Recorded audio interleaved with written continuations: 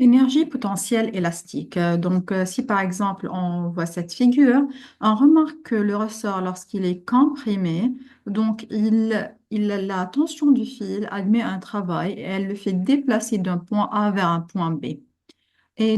Ça nous renseigne que à certaines positions, ce corps a emmagasiné une certaine énergie et c'est ce qu'on appelle l'énergie potentielle élastique.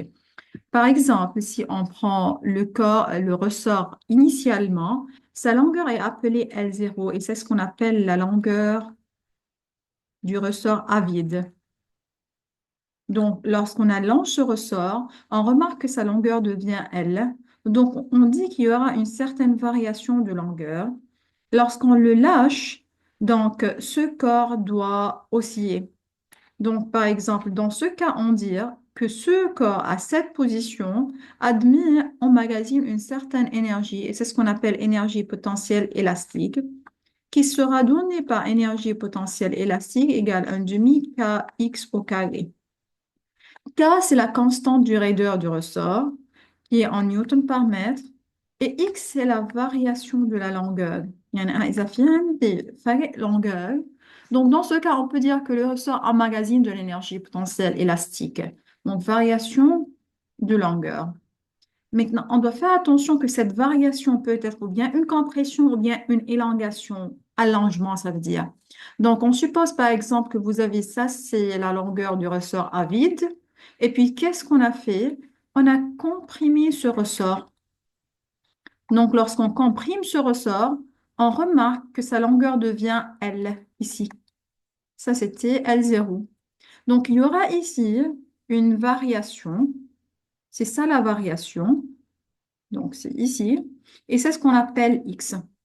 Dans ce cas, cette variation est donnée par L0 moins L. Dans le cas de l'allongement, on remarque que X est donné par L moins L0. Donc, c'est ça la variation ici.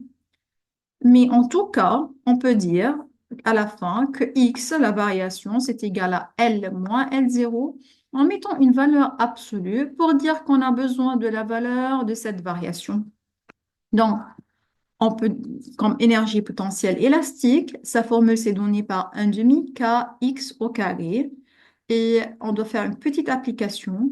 Donc, on considère un ressort de constante de raideur K égale 10 newtons par mètre et de longueur initiale, c'est L0.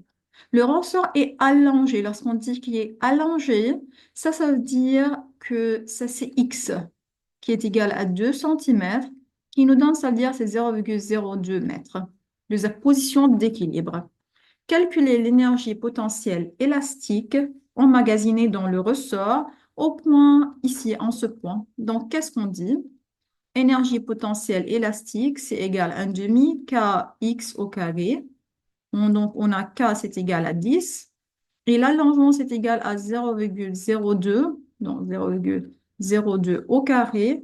Et donc, on obtient comme réponse, c'est 0,0, donc 0,2 joules.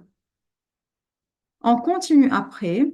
Donc, quelle est la constante du ressort d'un ressort si l'allongement, donc mettons l'application 2, donc ici c'est 2, d'un ressort si l'allongement du ressort est de 0,15 mètres.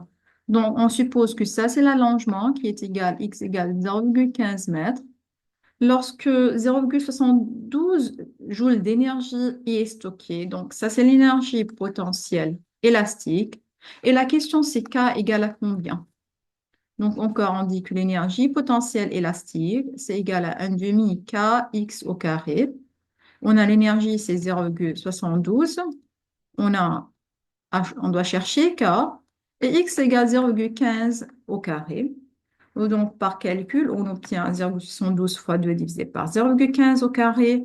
Donc, ça sera 64 newtons par mètre.